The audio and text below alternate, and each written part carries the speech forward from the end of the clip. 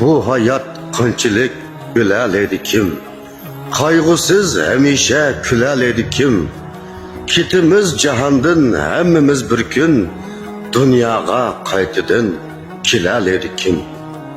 Konalgı bu hayat hemmimiz mihman. Bir kilip mengülük konalaydı kim? Altından üyselip meydi kalksan mı? Bari kitimiz kalalaydı kim? At minip çapkan mı kitidi bir gün? Sekrattan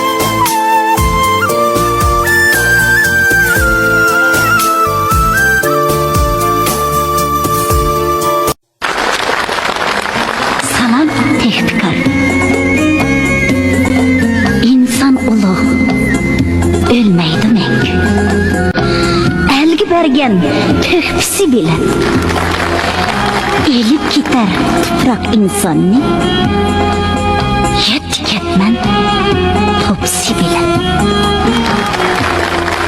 bir yer şarba adamı Yaşartıdı pişanı tari. İcab bilen zulmet koynidan külüp kiler baxit sahir. Jirik çıqqan, bilik çıqqanlar qon beridi qaqas cho'llikka. Bo'lsin bizda chumil ruhi, nima yetar inoq o'mlikka. Biz yig'laydi, yulduz yig'laydi. İnson ömrü o'tganda bekor, ijod ko'rash sepida bo'lsak, deydi vatan. Salom Dilbekor.